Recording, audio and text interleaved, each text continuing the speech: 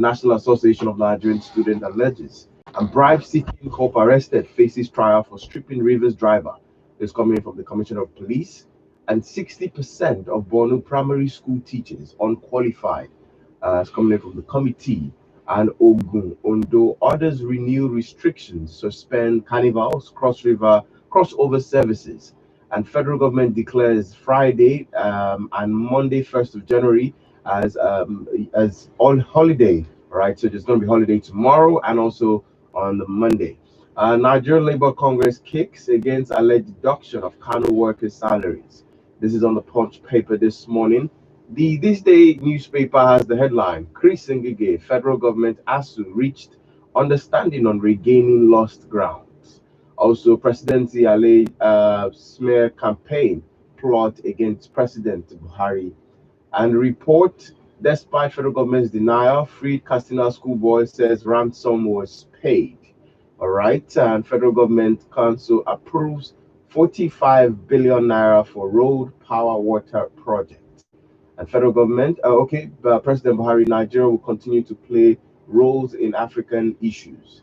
And we received intelligence on planned attack in Lagos, says Commissioner of Police. So this day newspaper this morning, The Guardian has the headline: Governor Abdullahi Ganduje, Aminu Masari, Mohammed Yahya, Samuel Otom signed 2021 budget into law. And federal government decongest Lagos port with 200 security agents. And also excessive taxation would worsen poverty level, ADP warns. Benue donate 36 patrol vehicles to security operatives, and institutes develop verification portals to improve drug security. The Nation newspaper has the headline: borders still shut to goods movement. And Governor Rotimi Akeredolu, we will recruit more into Amotekun.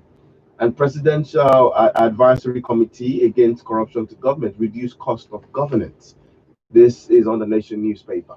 The pen pushing, which is the last but not least this morning, it says coronavirus, Governor Dakwa Abiodun suspends carnival during Christmas celebration. And 2023 polls: let your children lead your proposed do or die campaign. All Progressive Congress, they'll Rabiu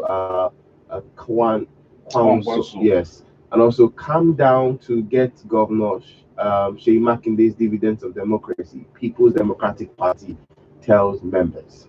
These are the headlines on the dailies this morning. It's 10 minutes past 8. Compliments of the season, Merry Christmas and Happy New Year in advance. I want us to start off with the issue of security this morning. There are two headlines with Amotekun on the dailies this morning. I want us to start off with the allegation made by the National Association of Nigerian Students with regards to the killing of a UI student and attack on the union leader. So the National Association of Nigerian Students have accused members of the Oyo State security agent Amotekun deployed in Oyo State town for killing a 400 level student of the University of Ibadan, Kolade Gbadebo. The NANS Joint Campus Committee Chairman in Oyo State, Mayowa Okpakule, leveled the allegations against the security outfit in an interview with correspondents of the Punch yesterday. Okpakule said Gbadebo was shot dead last Thursday by one of Amotekun Corps who was invited to the area to clear the road barricade by some students. He said the student was shot dead by security officials some minutes after their arrivals at the scene. The NANS chairman said he and other student union went into the criminal investigative department in Ibadan on Monday concerning the killing. The NANS chairman said he met with the assistant commissioner for police in charge of CID and told him that the case was reported as robbery and cultism. Now, the 400 level student of the University of Ibadan, affiliated with the Federal College of Education, Oyo, was shot dead by a member of the Amotekun Corps last Thursday. And this is his word. Said, I was told that Amotekun Corps were called, that some students barricaded the road in the area. They came and somebody was said to have fired at them, and they returned the fire. The bullet hit the student and he died. The incident happened around 10:30 p.m.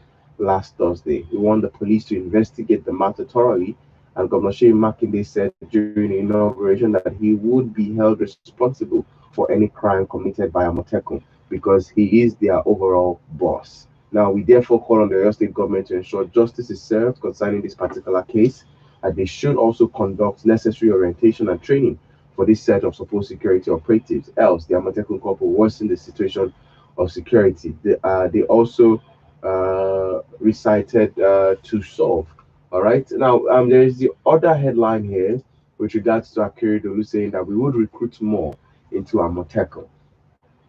That's the Ondo State Governor, Rotimi Akeredolu, has said that the state will employ more persons into the Amotekun Corps and give them equipment needed for successful operation in the fight against crime. He spoke while receiving members of the IFON Progressive Union, led by President Chief Femi Awani. The governor said the worsening insecurity in the country was worrisome. He said arms and ammunition got into the wrong hand after the NSAS protest. Akeredolu said the good virtues of Oba Israel Adusi, the Olufun of Ifon, who was killed by suspected kidnappers, would not be forgotten. Now, I want us to look at these two headlines specifically and look at security generally. Well, we are in a very, like the president said, we are in a perilous time with regards to insecurity in the country. And Amotekun was an intervention of the Southwest governors, which finding a ways to bring in lasting solution, because one of the things that bet Amotekun was the consistent kidnapping that was going on in the Southwest. And that was what bet this particular issue. But with what we have now, I think I want to first start off my question with, should Amotekun be allowed to carry arms? Definitely, yes, because if Amatekun will not carry arms, what's the essence of their being established in the first place? Because they are meant to combat the crime, the insurgents that is taking over the southwest, particularly with the men and the kidnappers here and there. I will say that looking at what happened in Oyo regarding Gbadebo is quite an unfortunate event. Um, what I will only advise at this point in time is that the the student body should please exercise patience. Let the police investigate into the matter. Okay. Let's know what actually happened in the course of that event, so that we don't take laws into our hands. And when the investigation is thoroughly done, and whoever is found, you know, culpable, should be prosecuted. Hmm. So that's the issue, and that will serve if at the end of the day the Amatekun personnel is found wanting and is being prosecuted. It will serve as a deterrent to others, so that they will know that they are there to protect lives and property, Hmm. not to take lives. All right. And in going forward Yes, with regards to looking at the Akeredolu's case, Akeredolu's case. you see, it's quite unfortunate that all our politicians now they want to tag NSAS as something bad. Hmm. Is it telling us that this harms, proliferation of harms in Nigeria is caused due to the NSAS protest? No. Are they not the one which we should ask them questions? Anytime election is coming to be, we do hear it here and there Okay. that they give arms out Hmm. to their talks. And as we saw what transpired before the election in Ondo State. Okay. Was it after NSAS? No. It was before NSAS. The election of Ondo State. Yes. It was before NSAS. So that means that these arms were there. Hmm. They should stop labeling NSAS. They should stop giving it bad name. They should own up. They are the one that Okay. brought arms, catcher of arms, into the system. But if you look at it from the angle of we saw during the NSAS protest, Yeah. the aftermath of what happened, where we saw police stations Station getting being burnt, and ammunition, like in Lagos, for example, there have been reports with the recovery of some ammunition and weapons. excuse me. in- You said it all. Okay. Recovery. Does it mean that the police do not know what to do to recover those arms? And don't forget, the arms you are talking about are limited. Sorry, Mm. they are limited. Okay. Compared to the arms that have been in circulation before now.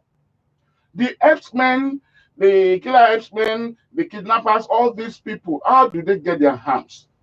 Are they not the same people? Okay, you talk about the political thugs. Okay. How do they get arms? How does it get into their hands? Mm. Is it not true then? You see, what I don't want people to say is that I don't want you to always put blame, especially when it comes to the security of the state, on NSAS. The state has been in this position even worse than before the NSAS protest. Okay. So we should get it straight. I'm not saying that that after the NSAS that the arms were taken away. No, I'm not saying no, but the cost of the proliferation of arms in Nigeria is not NSAS. They should not leave them. That should be please. Those people fought for a good cause. They should not target otherwise. All right. Let's do well to send in our messages on 070-317-56537, 070-317-56537 to be part of the conversation here this morning on the newspaper review. ASU is on the papers this morning. As at 2 days ago, we were already celebrating that an agreement has been reached with regaining lost ground, and it's sad to now see that there are other headlines that they might resume strike in February because of setting varsity union war over 40 billion naira. I want to take the headline with regards to the resumption of the strike in February because this is annoying. When I saw this headline, I was really just annoyed. Like, what then is the essence of all this? The Academic Staff Union of Universities on Wednesday indicated that it might resume its suspended strike in February if the federal government fails to implement the agreement it signed with the lecturers.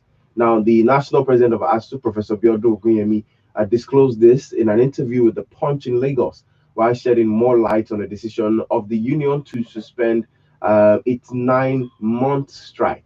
Now, but while ASU was ending a disaster action on Wednesday, non-academic union in universities threatened to go on strike over 40 billion end allowance since government promised to release to all unions. They described the sharing formula of the money as unfair. But recall that ASU had as in March 23rd began a nationwide strike over the federal government insistence that all its employees must register for the integrated personal payroll information system. Although government argued that the IPPIS was meant to eliminate fraud, the union stated that it could not be acceptable to universities on the ground that it is violating their autonomy. Now, in the alternative, ASU deployed the University Transparency and Accountability Solution, which it said would meet the prerequisites of universities. Now, on to Tuesday's meeting between the two sides, they had agreed over the UTAS, which government said would only be adopted if it tallies with IPPIS. Besides its opposition to the IPPIS, other demands of ASU are setting up a visitation panel for universities, payment of earned academic allowances, and revitalization of infrastructures in the universities. I'm wondering what the university structures would look like right now. Very dusty, everywhere is most likely messed up already. But this internal order is about to start with the non-academic staff union now, and they are more of the larger chunk of the force, in the school. They are definitely more in numbers than the lecturers. They are the reasons why the school functions in terms of administrations and the likes. And this particular issue of unfair sharing money formula, it's not new. It's not a new thing that we are hearing, but it is over time becoming something that we need to find a way around it. Why is there this disparity among even in the academic environment? You still see there's a disparity between federal universities and state universities and polytechnics, now even between lecturers and non-academic staff. Well, that has to do with the Nigerian system. When you're talking about the disparity between the state and the federal university, because majorly everybody out their sponsors. The federal university has been sponsored by the federal government, while the state have been sponsored by the state government. I will say that looking at the non-academic staff union of the university and the ASU, you realize that, like you said, it's been this issue of disparity in their payment has been an issue over the years. The only thing I think the government could do is that, you see, where there is a law, there will be a sin, and when you are doing so, you are introducing things like this to the system. You must put everybody into the lane. Everybody must, like I always say, the best thing to cause problem is calling every party that will be involved in a particular situation together and discuss it out. Now, ASU fought for all this, and the non-academic staff union was silent, watching the whole scenario. And now that they are fought, you should understand that when lion goes to kill, they want to take the larger chunk of the of the kill. Okay. So and I think that is what is playing out in this situation. But our government and the Minister for Education in particularly, and the body of university needs to come together and sit down and call in the non-academic staff union and the academic staff union to look into it holistically and come with a formula that will not deprive the students of the universities of Nigeria their right to be lectured and to be in school by next year. All right. We hope that these kids can actually go back to school and finish. It's even more sad with the fact that private schools have gone on and like nothing happened. And yes, when you're looking at that, you think it's not. I wouldn't say the strike actually played major role. Yes, it did, but not as much because don't forget that in the course of it, there is pandemic. This Yes. coronavirus was there, so that actually covers some tracks for us not even thinking about the ASU strike or this stuff. But now that the coronavirus is even going, you see, there's something is even bothering me. This is second wave of coronavirus that we're Yes. talking about in Nigeria. Is it not a way of still depriving the students in the course of next year with the way things are going? and the fact that we are not even technologically advanced Yes. with our, because I know a lot of people were in private schools who were taking classes at home, took exams.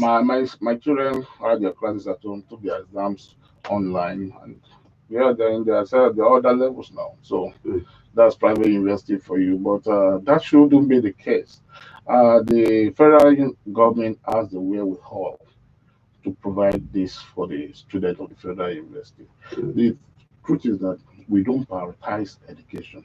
And that is why you see what is happening somewhere in the north, Yes. where most of the teachers are. Yes. with I want us to fixed quickly schedule. take that headline, and it looks like Borno State this year has had, they've had it all. Borno State, I don't know what has not happened to Borno State this year. What report have we not heard from Borno State? And it's on the punch across other dailies this morning with regards to 60% of Borno primary school teachers unqualified. Now, the high-powered committee on verification and biometric data capture for local education authority staff in Borno has disclosed that 60% of the primary school teachers in the state lacked the requisite teaching qualification. The chairman of the committee, Dr. Shetima Kuluma, made this known on Wednesday in Maiduguri while submitting the committee's report to Governor Babagana Zulum at the government house. According to the chairman, 26,250 screened and only 10,103 possessed the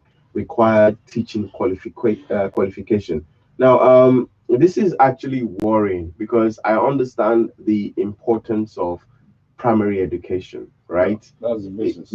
That's the basics for any child, because you leverage on that to your secondary school, and after your secondary school, you're as good as you're qualified enough. That is where whatever you want to learn, Yes, in terms of education, starts from. Is it how to write, your handwriting, all this stuff, how to learn to put two letters together and form a word? That is where it starts from. So how do we solve this problem? Because this is not just for Borno State, the North generally. No, you see, it's a good cause.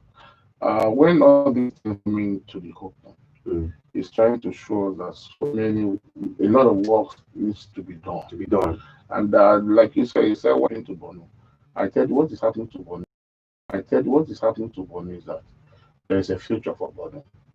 That's what is happening.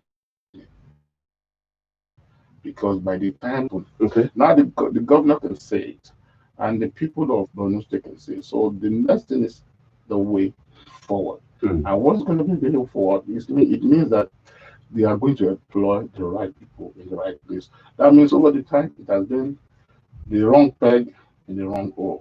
So, but this time around, I haven't seen that all the teachers, or most of them they have for certificate and they are not qualified, don't have the hospital or requirement as teachers.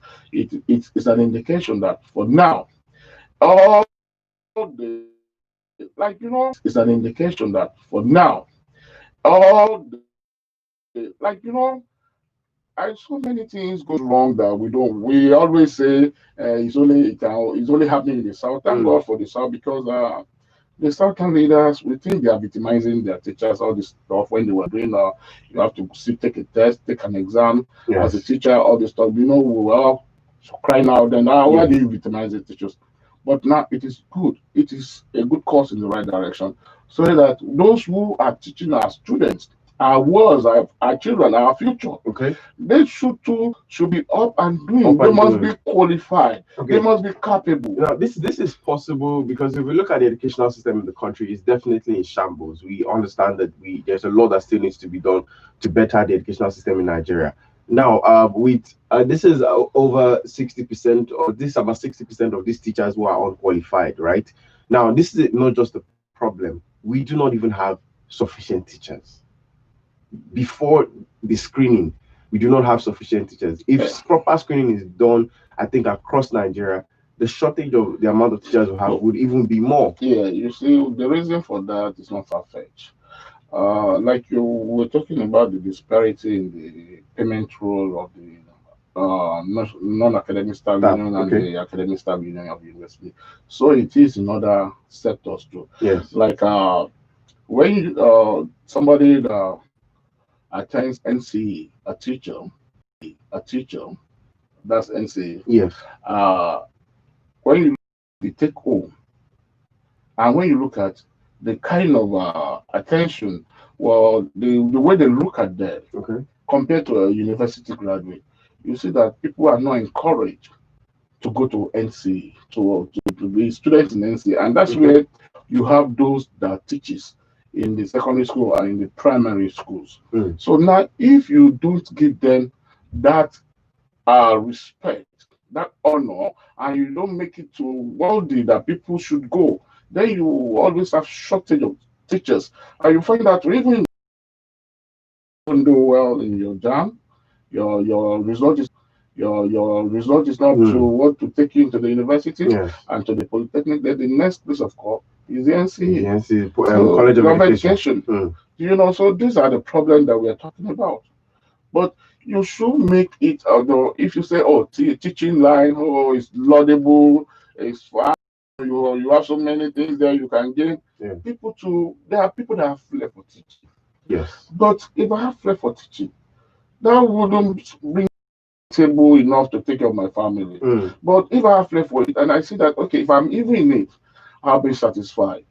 I can meet up with my needs. I can meet up with the needs of my wife and my kids. I will go into it.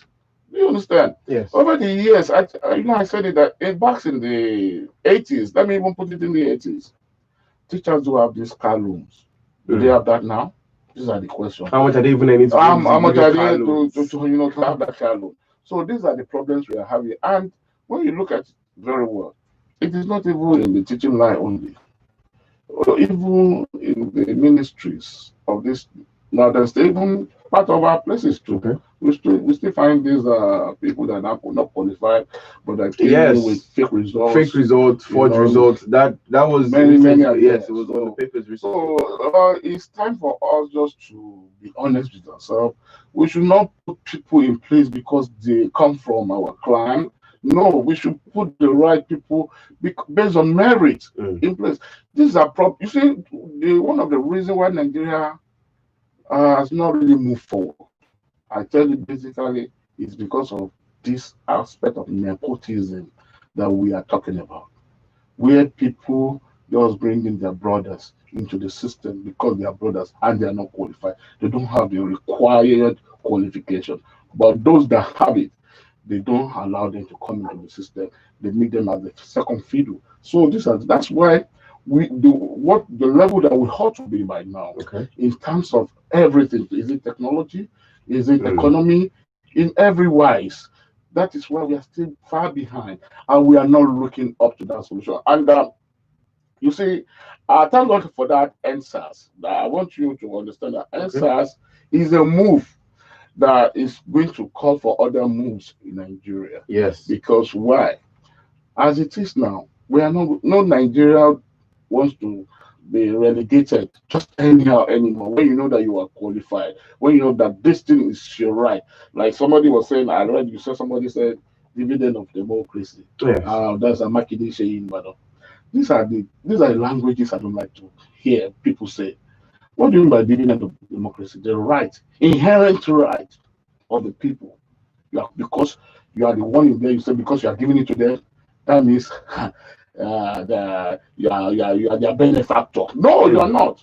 They are your benefactor because they are the one that put you in that place. Mm. They put you there to manage the affair and the resources that ought to come to them. They are only giving there to manage. You are not the one giving it to them. Mm. So it's not a dividend. Okay. All right. 27 minutes to 9 this morning. This is the newspaper review. We're taking headlines across the dailies. Do well to be part of the conversation. Adeyemi Adeolu is helping us with the analysis this morning on the newspaper review. Merry Christmas once again to everyone out there. Please remember to stay safe as much as possible. Send us a text or a WhatsApp message on 070-317-56537 to be part of the conversation here this morning on the radio. All right, this headline, which is pretty sensitive, is on the Guardian paper. It says politics behind banditry in Northeast states. So there are three grievous aspects of the recent mass adoption of the 334 students of the government science secondary school Kankara Kastina State. The bandit fetched the numbers of the boys with minimal resistance. They fetched the students across the state border boundary without Nigerian security intercepting them. Therefore, thereafter, officials of the state government started small. They have grown big in size. What the governor did not add was that the so-called bandits have grown full-fledged, also in sophistication, strategy, and weapons, such that they have been able to overwhelm a nation's security agencies. Perhaps they've reeled by the sad narrative around the Kankara boys kidnapped. The former director of the Department of State Service, Mr. Mike Ejiofor, expressed dismay that government should involve itself in negotiating with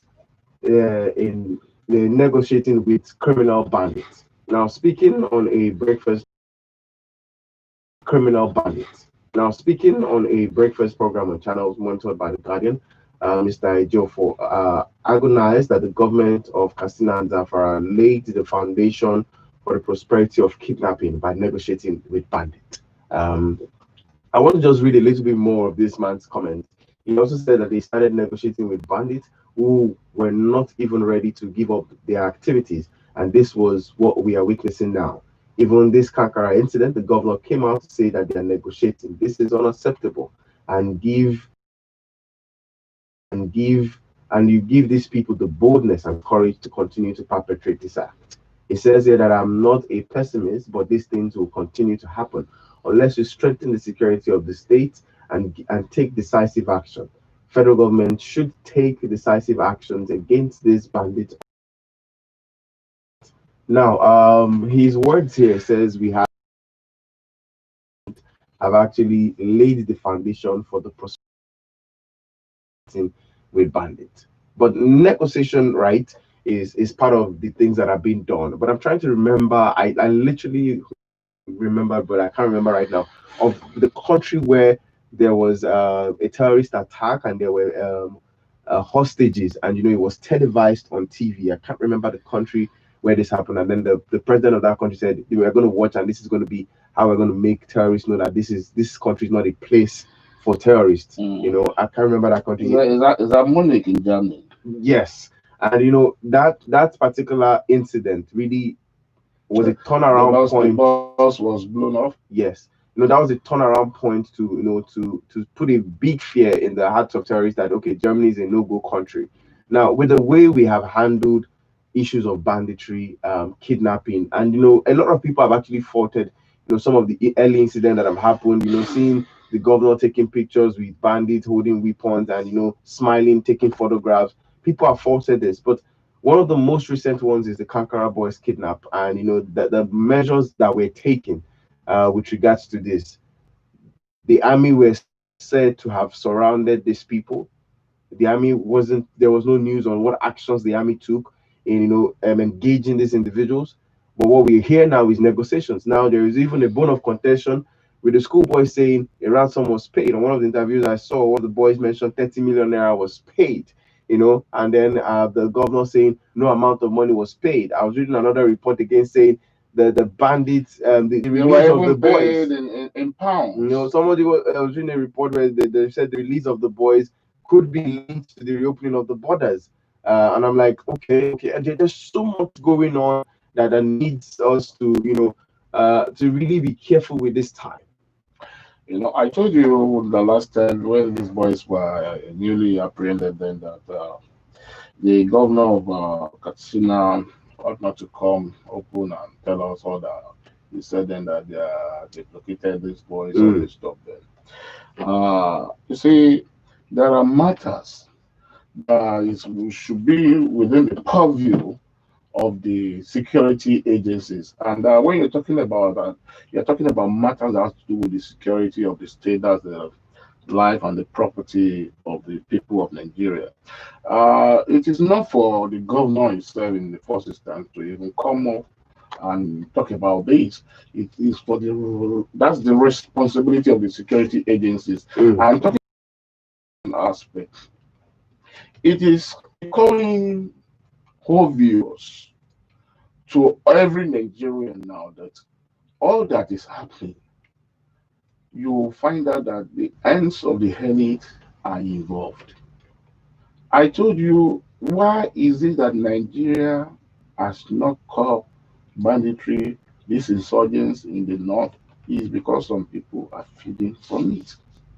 That is the honest truth. We must not shy away. We must be able to say things the way they are. Okay. And if we don't do that, we will continue to plunge back the way things has been going over the years until we are able to stand up and say enough is enough. The governor of Zamfara and Katsina, they have not done it right. And there's one of the boys that said they told them that they should say the Boko Haram are apprehended there. Didn't you read about it? Okay. Yeah. I read about it. The boy said they should say it's Boko Haram. What are they playing? What game are they playing in that? That means something is wrong somewhere. When we look at what has played out, now what a GFO said, when you read along the lines, you will see that the man is saying the right, he's saying the truth. This banditry is, politics. Okay. That's the honest truth. Politics is underneath. How do you now just come up and say, okay, you've located them, you are negotiating with the bandits, when the federal government, they should not forget, this thing still belongs to the territory of the Federal Republic of Nigeria. And they are a state under that territory. They should still understand that. A governor will always be there. And you see, a lot of things are even wrong. We play the Lord's game. That's my problem with our so-called governance, people in government. You see the way the man was even addressing the press. He sat down, a big man addressing the press. Even the military commander that was there had to sit at the background talking to him. Oh no. When you see things, situation like this being addressed in the Western world, you will see the governor, the agent, the military personnel, all of them standing together at the rostrum.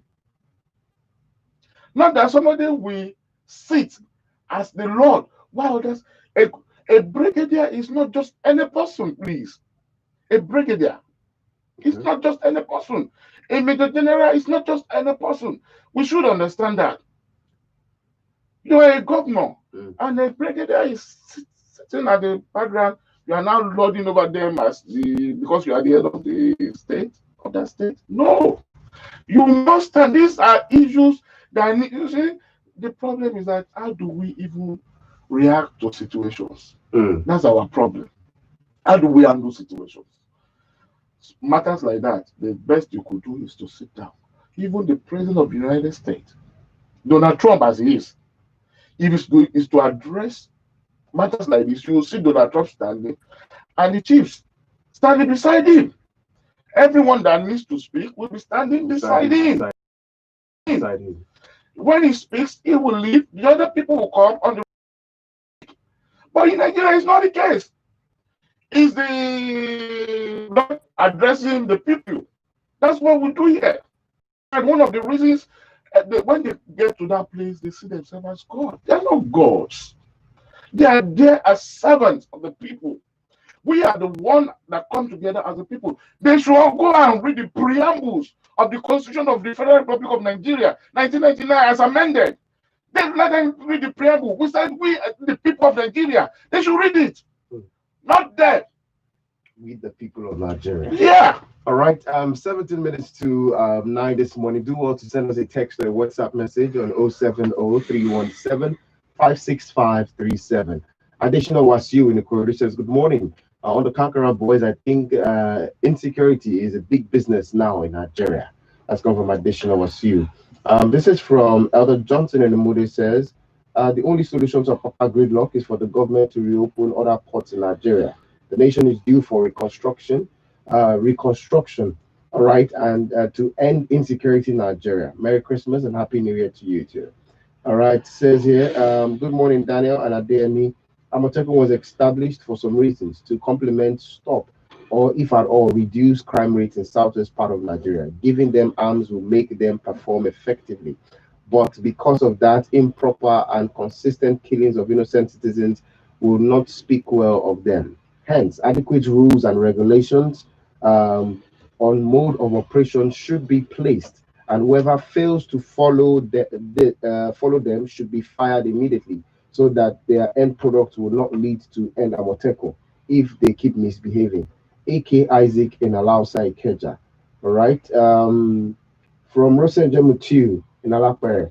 It says here, now that ASU is ready to work again, federal government should please stick to the agreement made so that the future of our agile and not lazy youth will not be put on hold or delayed again, as some of them cannot return to school immediately after resumption. The NIMC personnel should seriously exploiting Nigerians who genuinely want to enroll for the NIN, therefore making it difficult for them to be registered. Rosenjem Mutiu in Alakpere. All right, let's take one or two text messages. 070-317-56537. Mr. Okemonde in Arepo says here, I want to wish you Merry Christmas and Happy New Year.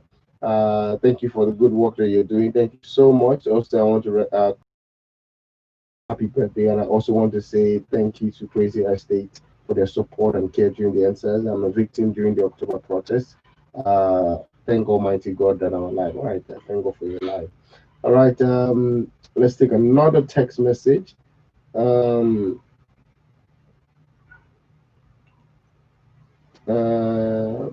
trying to figure out your message here this morning. Why from Ijai? But I'm going to come back to it if I get the proper hang of it. But then let's talk about the Apapa gridlock right now. And 200 security personnel are going to be deployed to Tinkan Apapa Port to make the way for us in that place. And I'm asking myself, the federal government yesterday promised that it was going to deploy 200 personnel to Tinkan Apapa Port with regards to the current situation of gridlock, this particular place. But and also in the federal government also they're going to enforce compliance and heavy duty trucks not to park on the road. Minister of Transportation, Mr. Rotimi Amechi, disclosed this during a meeting with maritime stakeholders and the Maritime Workers Union of Nigeria in Lagos. The union had threatened to go on strike if the government failed men at the Tinkan and Apapa to be stationed there daily because Nigerians don't obey until there are consequences for action.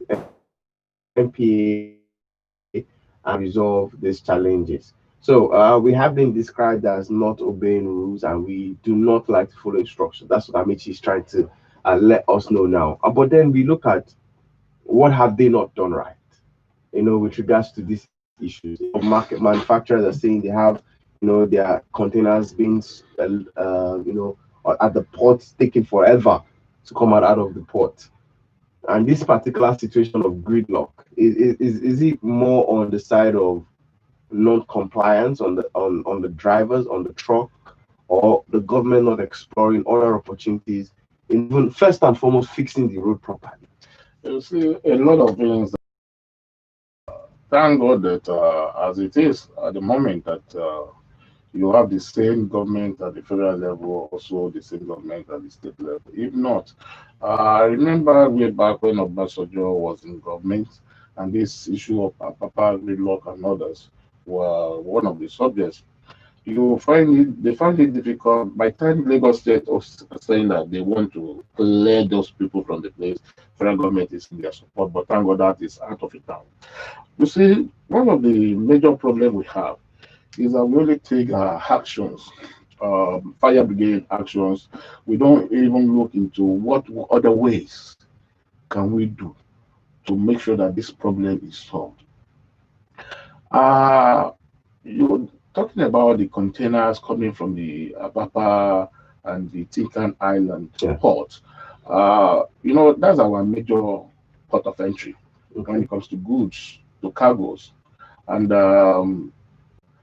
the best thing, there is no way that it will not be congested because the numbers of goods coming into Nigeria, and yet even the manufacturers whose goods are coming to Nigeria are being delayed because of the numbers of the trucks on that road. And Yes. even outside that, even people that are ordinarily living in that area, that works in that area, they find it even difficult to get to their place of work and their homes on time because of the numbers of truck. And one thing that actually has been affecting us is because the so-called power brokers, majority of them and their cronies are the ones that hold this tanker. So by the time even the security personnel agencies apprehend them, it is difficult for them to be prosecuted. That's one of the things that is happening. Is there a possibility for us to even first and foremost get every single truck off the place, and then now, okay, I'm thinking let's clear the whole place. You can't- Every truck leave this place. No, you see, you cannot say they should. All of them cannot be placed all at the same because there are those whose goods are already out that needs to be picked, Mm, or else demurrage will be paid mm. on those goods. Then the government can say, the only okay, way. for the next, we want to clear this spot for the next 1 week. Every truck leave. If your goods are here, no demurrage fee, no extra charges. Well, that's That is- if that is that's one. if the government would do that because that's where they make money from. Mm. So you see, so many things is involved. They make money from the demurrage as well. The longer your goods are in there, the more you But the pay. more you pay. And those are the ways they have been making their money outside the levy that these importers paid. That's another way they make money.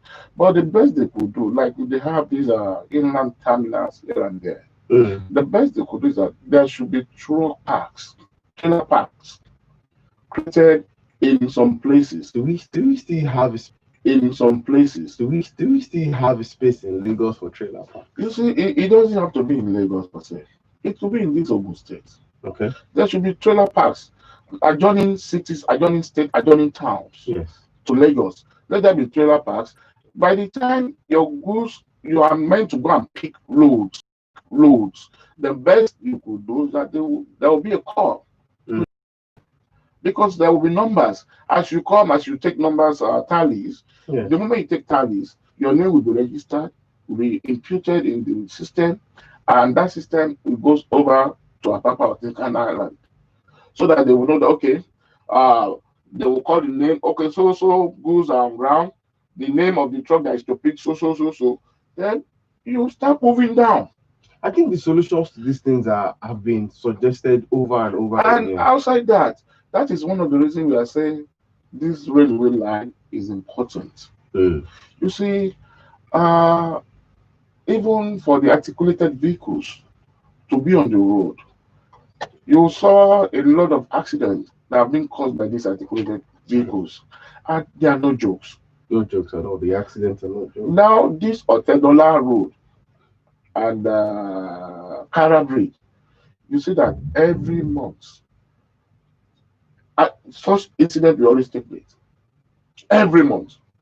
Look at it over the years. Mm.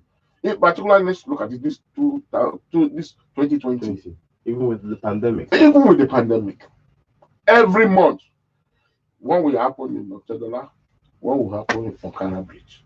These are the situations we have been facing. And you see how containers have been falling on vehicles along Apapa Oshodi Expressway, even in Apapa, everywhere. So these are the things we are talking about. We want them to look at it and let them decongest that port. How? Open other ports. But the problem is that the industry, the major industries are in Lagos. Do you understand? So let it be that other industries that are outside Lagos, let there be the port in Ondo State handle, the one in Port Harcourt handle, let them handle all these ones so that Lagos port can be decongested. Very, very important. We have to go now, and I just want to stop here with a couple of messages. It says, Chooks in Ikeja says, men and Evans are not used as scapegoat. Kidnapping would continue to rise in the country. Isn't that true? The ordinary criminals are judged instantly, but the politically rich-oriented criminals' judgment are judged on daily basis. There is God. Okay, there is God. All right. We're sending it to you in Alakwe, sending us that message in this morning.